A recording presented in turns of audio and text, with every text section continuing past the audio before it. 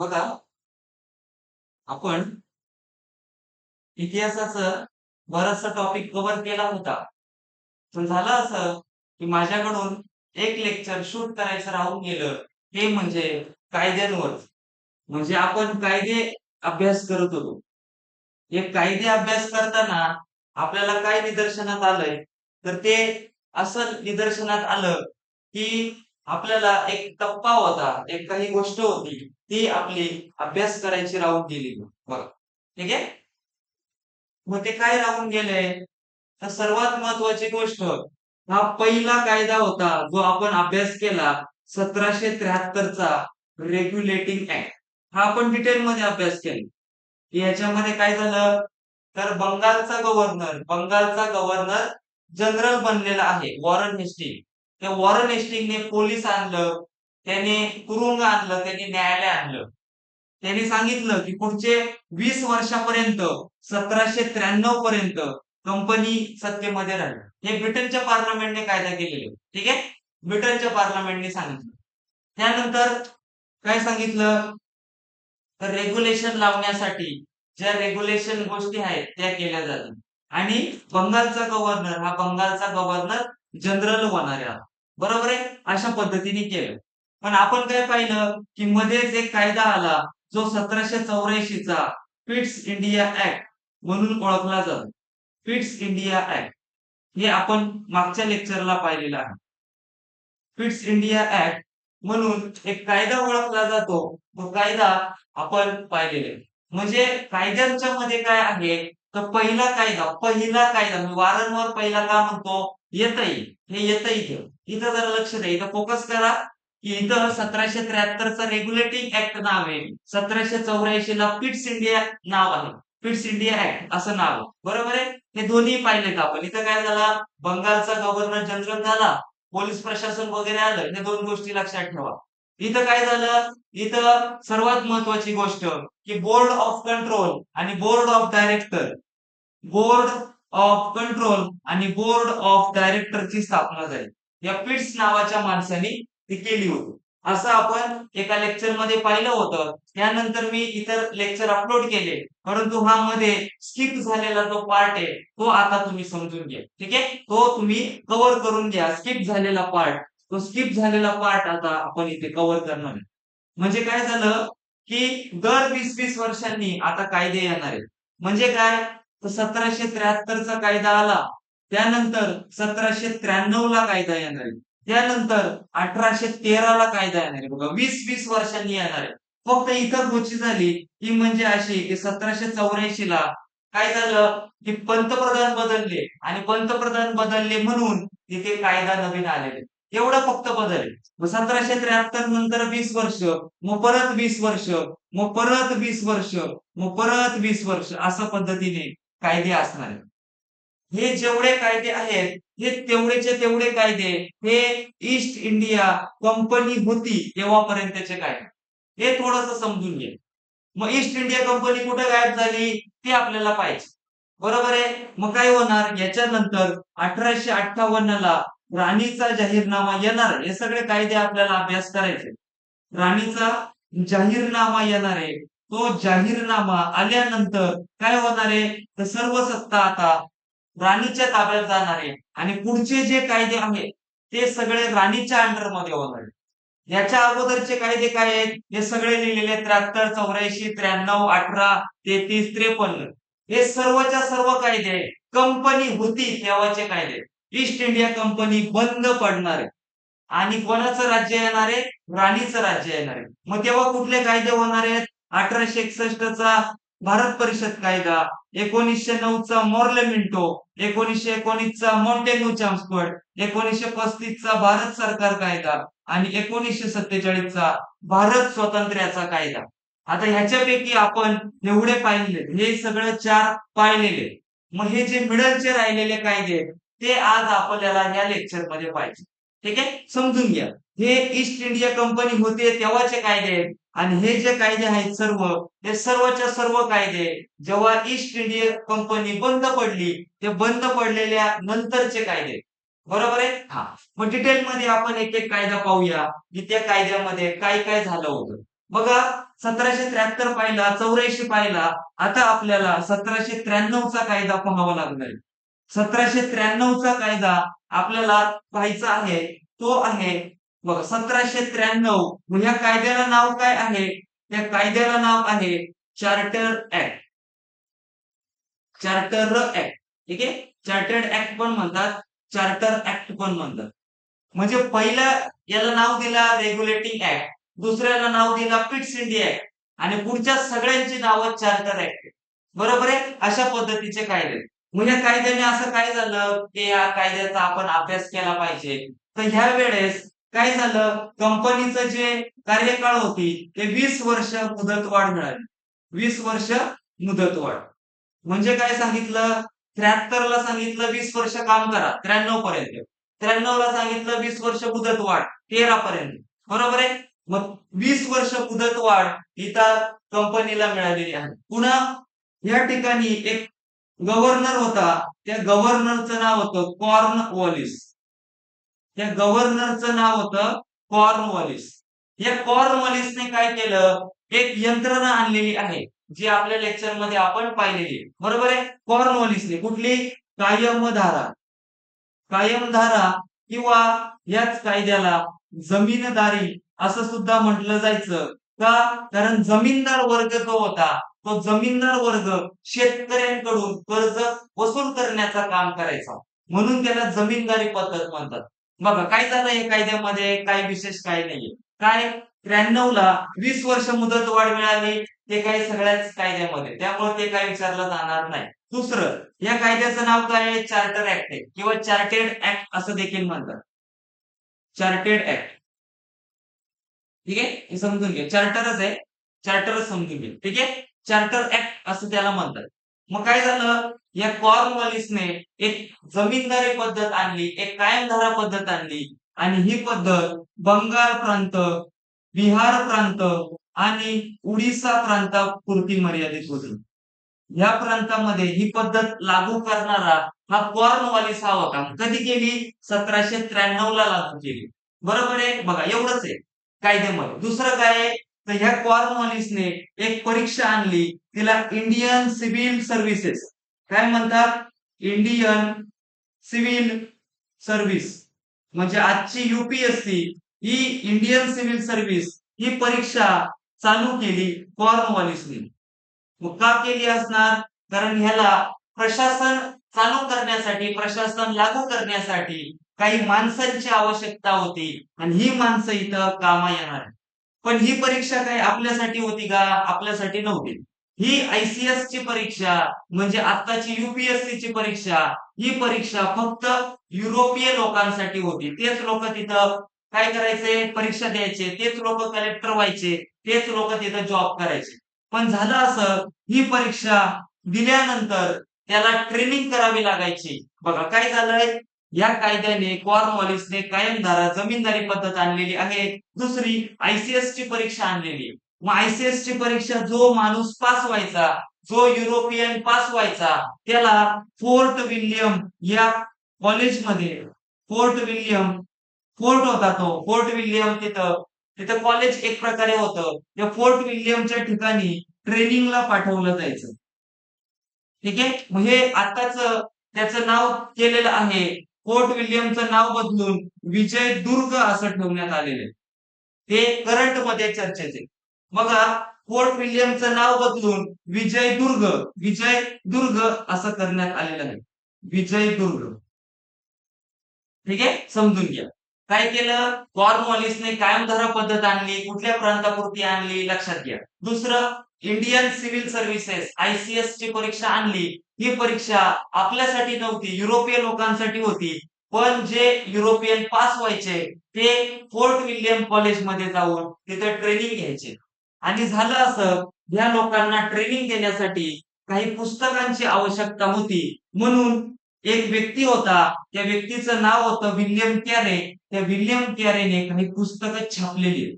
बघा काय झालं, 93च्या कायद्यामध्ये कायमधारा किंवा जमीनदारी पद्धतीचा शोध लागला.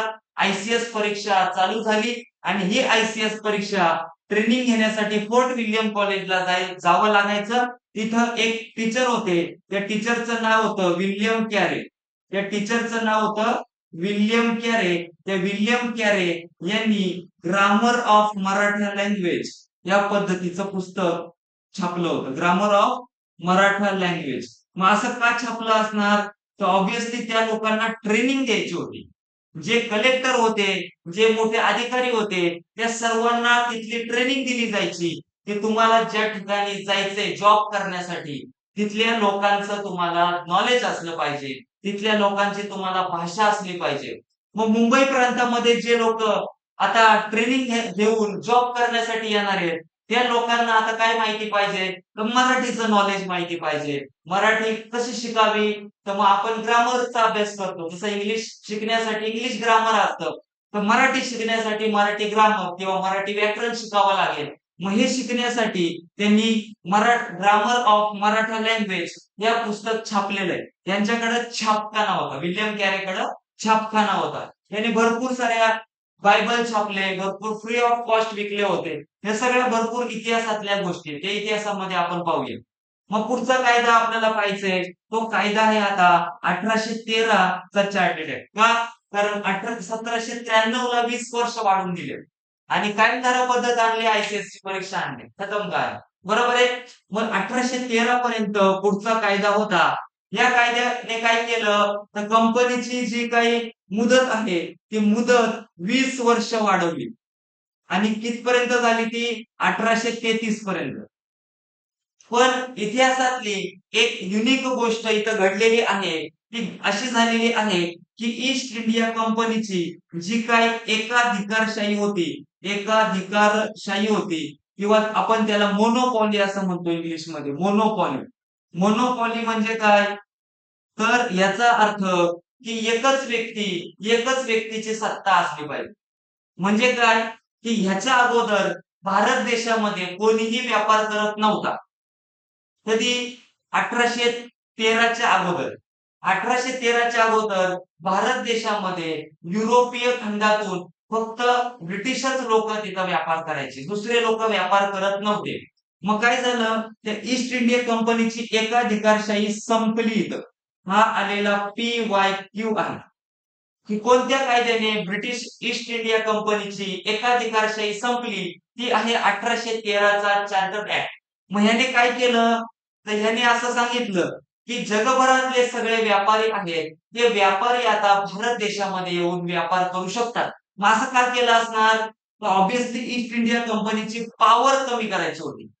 बघा, त्याच देशातले जे काही पार्लमेंट आहे, ब्रिटनची पार्लमेंट आहे, ती पार्लमेंट कंपनीची सत्ता कमी करू पाहते. का? कारण जर कंपनी खूप मोठी झाली आणि उद्या सकाळी ती सरकारपेक्षा मोठी झाली, तर सरकार सुद्धा बदलू शकते. सरकार खरेदी करू शकते. सध्या सुद्धा काही परिस्थितीमध्ये अशीच अवस्था आहे. परंतु सरकार सपोर्ट करते. आताचं वेगळं आहे. बरोबर आहे. त्यावेळेस सरकार काय करत होतं? तर सरकार त्या कंपनीला विरोध करत होतं. त्या कंपनीचे पॉवर काढून घ्यायला बघत होतं. का?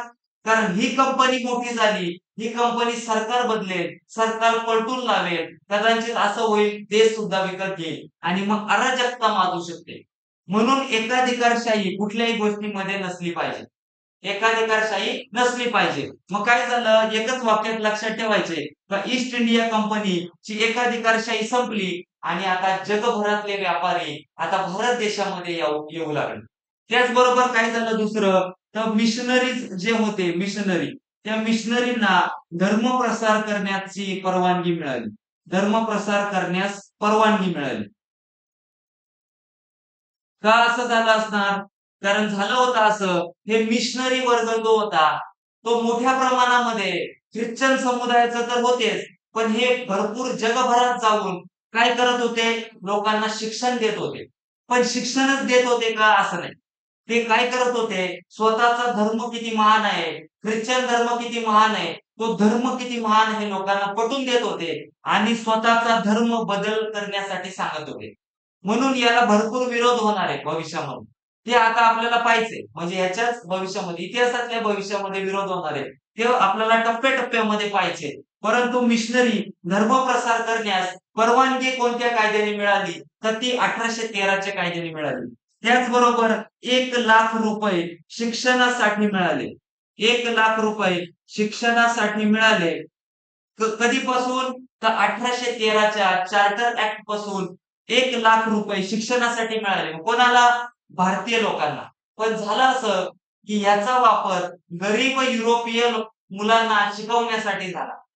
कारण काय झालं की ह्या लोकांच्या शाळेमध्ये आपले गोरगरिबांची पोरं जात नव्हती. पण त्या लोकांच्याच शिक्षणासाठी, गोरगरीब पोरांच्या शिक्षणासाठी हा पैसा देण्यात आलेला होता.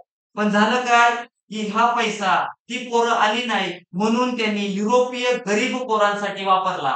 मग काही वर्षानंतर नाना जगन्नाथ शंकर शेठ यांनी तो मिळवून दिला निधी आणि आपलं एल्फिन्स्टन कॉलेज, फर्ग्युसन कॉलेज किंवा ग्रँड मेडिकल कॉलेज असे भरपूर सारे कॉलेज महाराष्ट्रामध्ये नंतर स्थापन झाले.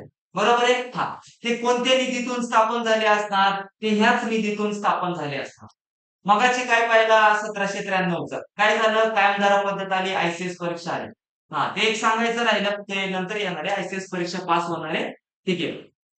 नंतर 1813ला ईस्ट इंडिया कंपनीची एकाधिकारशाही संपली, धर्मप्रसार करण्यास परवानगी मिळाली आणि 1,00,000 रुपये शिक्षणासाठी राहिले. मग काय झालं? एकाधिकारशाही सगळीच संपवली का? तर नाही. तर त्यांनी काय केलं? चहा व चीन या दोन गोष्टी ईस्ट इंडिया कंपनीकडे ठेवल्या होत्या. म्हणजे काय की चहाचा व्यापार, चहाचा व्यवसाय, आयात निर्यात ही फक्त कोण करेल? ईस्ट इंडिया कंपनी करेल. आणि चीन जो देश आहे त्या देशावरती सत्ता कोणाची असेल? तर ती सत्ता असणार ईस्ट इंडिया कंपनीची. असं या 1813च्या कायद्याने झालेलं आहे. मग पुढचा कायदा 20 वर्षांनी 1833चा कायदा आलेला आहे आणि त्या कायद्याने सुद्धा कंपनीची सत्ता 20 वर्ष वाढवलेली आहे. म्हणजे 1853 पर्यंत सत्ता किंवा त्यांना व्यापार करण्याची परवानगी वाढवलेली आहे. मग 1833चा कायदा जो आहे 1833चा चार्टर ऍक्ट, मग ह्याने काय झालं? तर सर्वात महत्वाची गोष्ट कंपनीचा जो काही कालावधी आहे 20 वर्ष वाढलेला आहे. दुसरं काय झालंय? तर बंगालचा गव्हर्नर जनरल होता जो 1773च्या कायद्याने बनला होता. बंगालचा गव्हर्नर जनरल जो 1773च्या कायद्याने बनला होता तो आता चेंज झालेला आहे. त्याचं नाव बदलून आता भारताचा गव्हर्नर जनरल असं झालेलं आहे. Governor general. बघा काय केलंय? 1757ला बंगालचा गव्हर्नर, 1773ला बंगालचा गव्हर्नर जनरल. बघा परत परत पहा, परत परत पहा, लिहा, 2-4 वेळा पहा, एकदा पाठ करा, 2-4 वेळा लिहून पहा, तरच लक्षात येणार आहे. मग 1833चा भारत काय झाला? तर बंगालचा गव्हर्नर जनरल भारताचा गव्हर्नर जनरल बनला आणि इथनं आता बरचसं काही जो पार्ट आहे, बरचसा काही भाग आहे तो आता बदलणार आहे. बरोबर आहे? का असं झालं असणार? पहिले बंगालचा होता, मग भारताचं का झालं असणार? कारण ह्या कंडिशनला बराचसा भारताचा भाग हा आता ब्रिटिशांनी काबीज केला होता, सत्तेमध्ये आले होते. याच्या अगोदर बंगाल प्रांतापुरती ईस्ट इंडिया कंपनी मर्यादित होती. पण आता टप्प्याटप्प्यामध्ये यांनी सर्वांचा व्यवस्थित कार्यक्रम केलेला आहे आणि सगळा देश यांनी काबीज केलेला. बघा असं झालं. म्हणून 1833ला बंगालचा गव्हर्नर जनरल भारताचा गव्हर्नर जनरल झाला आणि त्या व्यक्तीचं नाव होतं विल्यम बेंटिंक. त्या व्यक्तीचं नाव होतं विल्यम बेंटिंक. बघा मगाच्या वेळेस काय होतं 1813च्या कायद्याने, तर कंपनीकडं चीन आणि चहा या दोन गोष्टी ठेवल्या होत्या. पण 1833च्या कायद्याने पूर्णपणे काढून घेतल्या आणि आता खऱ्या अर्थाने ईस्ट इंडिया कंपनीची जी एकाधिकारशाही होती ती एकाधिकारशाही पूर्णपणे संपली. पण आपल्याला काय म्हणायचं? ईस्ट इंडिया कंपनीची एकाधिकारशाही कधी संपली? म्हणायचं 1813च्या कायद्याने. पण त्या कायद्याने काय ठेवलं होतं असा जर प्रश्न आला तर त्या कायद्याने चहा आणि चीन हा ईस्ट इंडिया कंपनीकडे ठेवला होता. परंतु त्याच्यानंतर 1833च्या कायद्याने तोही काढून घेतला. एवढंच पार्ट आपल्याला इथं पाहायचंय. मग काय झालं? या विल्यम बेंटिंकचा एक मित्र होता. त्या मित्रांचं नाव होतं लॉर्ड मेकॉले. या मेकॉलेला त्यांनी बोलून घेतलं आणि आता भारत देशामध्ये काय होणार आहे? तर भारत देशामध्ये इंग्रजी शिक्षण येणार आहे. या विल्यम बेंटिंकने, याचा सूत्रधार कोण आहे? William Bentinck. कारण विल्यम बेंटिंकने बोलवलं नसतं तर लॉर्ड मेकॉले आला नसता. मग कोण आला ह्या कायद्याने? तर लॉर्ड मेकॉले आला. मेकॉले आल्यानंतर मेकॉले विल्यम बेंटिंकला म्हणाला की भारत देशामध्ये जर बदल घडवून आणायचा आहे सद्यस्थितीला, तर काय केलं पाहिजे सद्यस्थितीला बदल घडवून आणण्यासाठी? तर भारतीय लोकांना इंग्रजी शिक्षण दिलं. म्हणजे भारतात इंग्रजी शिक्षणाचा पाया कोणी घातला असेल, इंग्रजी शिक्षणाचा पाया, तर तो घातलाय लॉर्ड मेकॉले यांनी. म्हणून त्यांना इंग्रजी शिक्षणाचे नाही का अग्रदूत असं म्हणू शकतो आपण. पण असं नाही त्यांनी उपाधी वगैरे दिली, परंतु आपण म्हणू शकतो की हे इंग्रजी शिक्षणाचे अग्रदूत आहेत भारत देशातले. अशी काही उपाधी वगैरे नाहीये त्यांना. भारतात इंग्रजी शिक्षणाचा पाया कोणी घातला? तर लॉर्ड मेकॉलेने घातला. इथपर्यंत आहे. लॉर्ड मेकॉलेचं नाव नसेल तर विल्यम बेंटिंकचं नाव येईल. दोघांपैकी एकाचं अल्टरनेटली नाव आहे. पण ह्या माणसाने आपल्याला इंग्रजी शिक्षण दिलं. आज आपण जे फिजिक्स शिकतो, केमिस्ट्री शिकतो, बायोलॉजी शिकतो, इंग्रजी वगैरे शिकतो. बऱ्याचशा देशामध्ये आपण जातो. आपल्या बाहेर एज्युकेशन करण्यासाठी लोक जातात. मग त्याच्यासाठी जे इंग्रजी वगैरे होतं ते ह्या माणसाच्यामुळं भारत देशात आलं आणि आपल्याला ग्लोबलायझेशनसाठी खूप मदत झालेली. बघा चांगला व्यक्ती. मग लॉर्ड मेकॉलेने एक्स्ट्रा काय केलं? तर भारतामध्ये भारतीय दंड संहिता आणली. भारतीय दंड संहिता. मग भारतीय दंड संहिता आलेली आहे आता, आणि ती संहिता आल्यानंतर ही लागू कधी झालेली असा प्रश्न येतो की 1862 मध्ये लागू झाली. बघा व्हेरी व्हेरी इम्पॉर्टंट PYQ. सगळं सगळं PYQ. काय? तर पहिलं लॉर्ड मेकॉले याला भारतात इंग्रजी शिक्षणाचा पाया घातला. भारतीय दंड संहितेचे जनक म्हणून कोणाला ओळखलं जातं? तर लॉर्ड मेकॉलेला ओळखलं जातं. मग दंड संहिता म्हणजे काय? IPC, CRPC असं म्हणा. मग IPC म्हणजे काय? इंडियन पिनल कोड असं. म्हणजे जुन्या काळामध्ये आपण जर पिक्चर पाहिलं तर ते कोर्टामधला जज असायचा. तो जज म्हणायचा की IPC इतनी इतनी धारा में इस आदमी को, ये मुजरिम को दफा अमुक अमुक उम्र कैद की सजा सुनाई जाती या फाशी की सजा सुनाई जाती. ते IPC जे होते की ही केल्यानंतर ही शिक्षा मिळेल, ही गोष्ट चुकीची केली तुम्ही ही शिक्षा मिळेल, हे सगळं या लॉर्ड मेकॉलेने बनवलं. लॉर्ड मेकॉलेने इंग्रजी शिक्षण दिलं. दुसरं भारतीय दंड संहितेचा निर्माता आहे तो, आणि ती दंड संहिता 1862 मध्ये लागू झाली. हा आलेला PYQ आहे. आणि लॉर्ड मेकॉलेला भारतीय दंड संहितेचा जनक म्हणून ओळखलं जातं. भारतीय दंड संहितेचा जनक, संहितेचा जनक, भारतीय दंड संहितेचा जनक म्हणून लॉर्ड मेकॉले यांना ओळखलं जातं. खूप खूप महत्वाचा प्रश्न आहे. आणि इथं आपला 33चा कायदा संपतो. काय काय झालं 33 मध्ये? पहिलं चहा चीन होतं ते पण काढून घेतलं. 20 वर्ष कंपनीची सत्ता वाढवली नॉर्मलसाठी. महत्वाचं काय आहे की बंगालचा गव्हर्नर जनरल भारताचा गव्हर्नर जनरल झाला. त्याचं नाव होतं विल्यम बेंटिंक. दुसरं लॉर्ड मेकॉलेला त्यांनी बोलवलं, त्यांनी इंग्रजी शिक्षण दिलं, त्यांनी भारतीय दंड संहिता बनवली IPC CRPC, जी लागू झाली 1862 मध्ये. बरोबर आहे. हा पुढचा कायदा आहे 1853 चा चार्टर ऍक्ट, जो की आता ईस्ट इंडिया कंपनीसाठीचा शेवटचा कायदा असणार आहे आणि नंतर ईस्ट इंडिया कंपनी बंद होणार आहे. पण 1853 चा चार्टर ऍक्ट आपल्याला पाहायचा आहे आता. चार्टर ऍक्ट मध्ये काय सांगितलं की 20 वर्ष मुदतवाढ होईल हे सांगितलं होतं, पण मुदतवाढ झाली नाही. मग काय झालं ते पाहूया. 1853च्या चार्टर्ड ऍक्टने काय झालं? ICS ची परीक्षा जी होती, जी 1793 ला कॉर्नवॉलिसने आणली होती कलेक्टर, ती परीक्षा आता भारतीयांसाठी खुली झाली. भारतीयांसाठी खुली झाली ICS ची परीक्षा. बघा खूप इम्पॉर्टंट आहे. आणि आता भारतीय लोक सुद्धा परीक्षा देणार आहेत आणि कलेक्टर वगैरे होणार आहेत. मग पहिले फर्स्ट फर्स्ट ICS परीक्षा पास होणारे कोण आहेत? तर ते आहेत सत्येंद्रनाथ टागोर, जे रवींद्रनाथ टागोर यांचे बंधू सत्येंद्रनाथ टागोर. आणि सेकंड आहेत सुरेंद्रनाथ बॅनर्जी. हे लक्षात असू द्या, कामा येईल. ठीक आहे. पहिले आहेत सत्येंद्रनाथ टागोर आणि दुसरे आहेत सुरेंद्रनाथ बॅनर्जी. अशा पद्धतीने 1853 चा जो कायदा होता, तो कायद्यामध्ये बाकी काही एवढं इम्पॉर्टंट नाहीये. एवढंच महत्वाचं आहे की भारतीयांसाठी परीक्षा खुली झाली आणि भारतीय लोक आता त्यांच्या प्रशासनामध्ये सामील व्हायला चालू केले. आता हा 20 वर्ष पुढं कालखंड वाढवला होता, परंतु मध्यात 1857चा उठाव झाला. या उठावाने इंग्रजांची भरपूर प्रमाणामध्ये आर्थिक लूट झाली किंवा आर्थिक संकटात ते सापडले. दुसरं, त्यांची जी काही जगभरामध्ये जी इमेज होती, जो दरारा होता तो कमी झालाय. दुसरं, ह्या लोकांमुळं काय झालं की प्रचंड प्रमाणामध्ये सामाजिक मालमत्तेचं नुकसान झालं. प्रचंड प्रमाणात सामाजिक मालमत्ता सामाजिक मालमत्ता ऱ्हास झालेला आहे.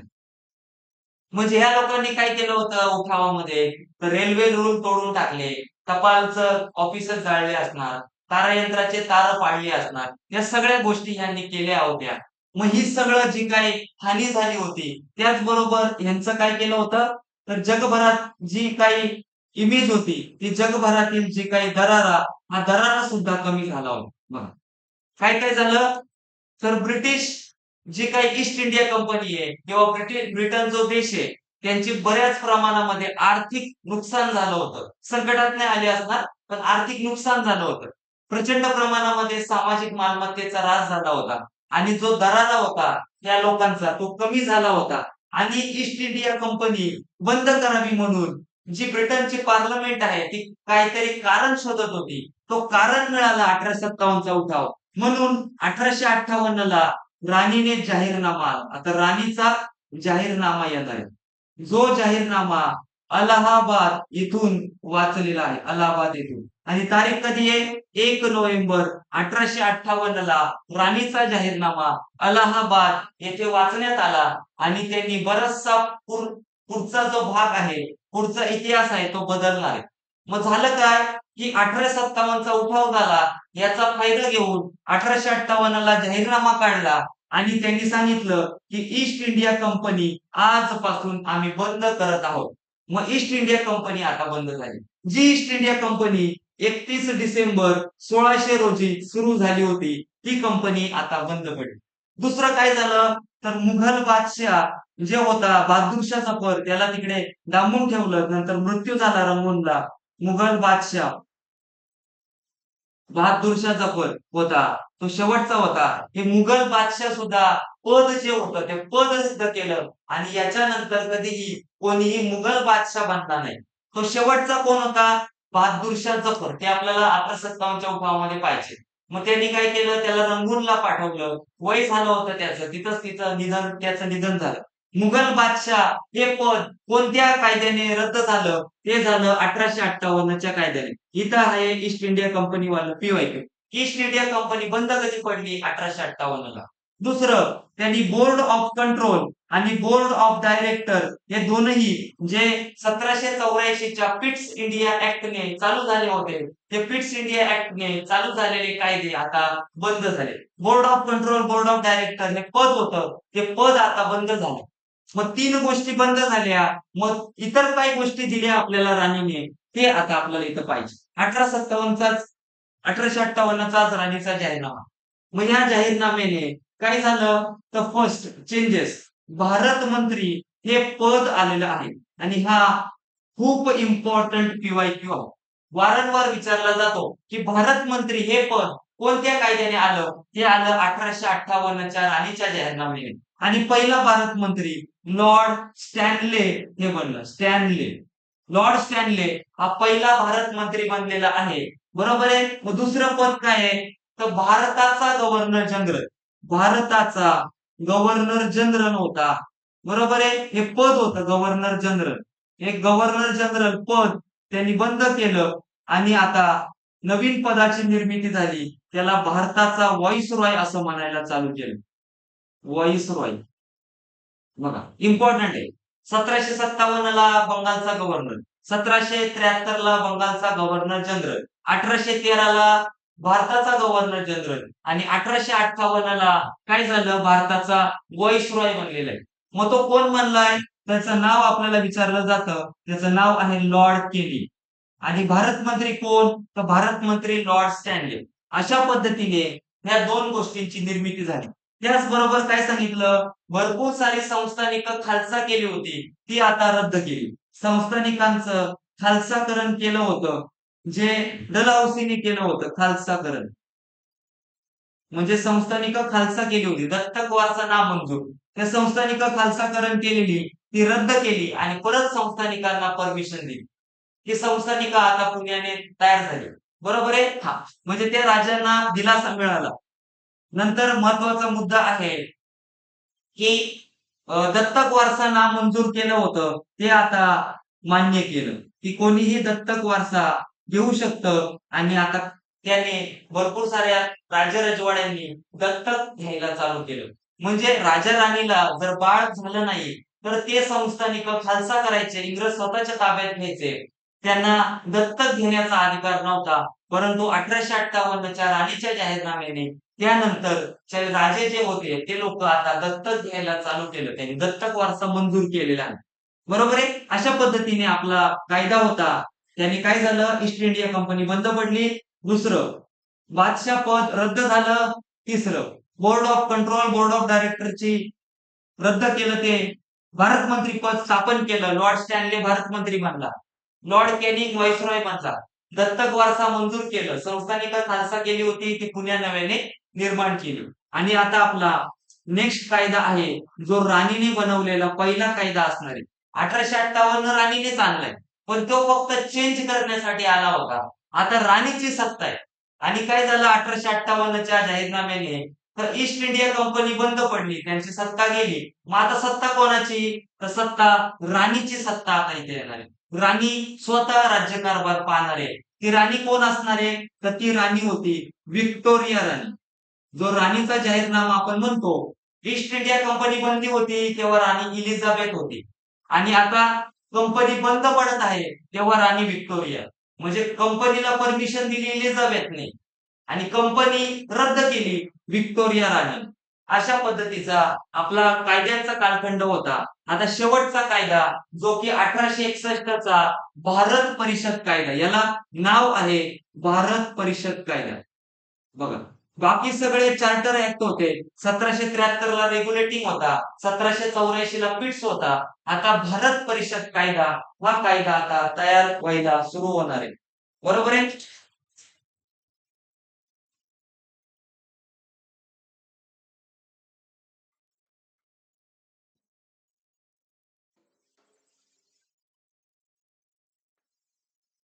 भारत परिषद कायदा 1861 साली आला आणि ह्या कायद्याने काय झालं? तर राणीने सांगितलं, राणी आहे आता, राणी म्हणाली की भारतीय लोकांचा आता कायदे मंडळामध्ये समावेश केला जाणार आहे. म्हणजे पहिल्यांदा भारतीय लोकांचा कायदे मंडळात प्रवेश झाला. कायदे बनवण्यासाठी. कायदे आपल्यावर बनवायचे, कायदे मंडळात प्रवेश. आणि आपलेच लोक त्या कायदे बनवण्याच्या कमिटीमध्ये नसायचे. म्हणून भारत परिषद कायद्याने काय केलं? तर पहिल्यांदा भारतीय लोकांचा कायदे मंडळामध्ये आता समावेश झालेला आहे. 1861 काय झालं? भारतीय परिषद कायदा आला आणि ह्या कायद्याने आता काय झालं? भारतीय लोकांचा कायदे मंडळामध्ये प्रवेश मिळाला. सर सीताब रॉय किंवा दिनकरराव, सर दिनकरराव, राजा सीताब रॉय आणि अजून एक व्यक्ती होते. असे तिघे जण हे कायदे मंडळामध्ये आले होते पहिल्यांदा. दुसरं काय झालं असणार? तर ह्या कायद्याने 1862 मध्ये पहिले कलकत्ता, त्यानंतर मुंबई आणि त्यानंतर मद्रास असं 3 ठिकाणी उच्च न्यायालय म्हणजे हायकोर्ट आपण म्हणतो, उच्च न्यायालयाची स्थापना झाली. उच्च न्यायालय म्हणजे काय? आपल्या महाराष्ट्रातील जे उच्च न्यायालय आहे, मुंबई उच्च न्यायालय, त्या मुंबई उच्च न्यायालयाची स्थापना 1862 मध्ये झाली. कायदा होता 1861चा. कायदा 61चा बिल्डिंग वगैरे बनवायला 1 वर्ष गेला असणार.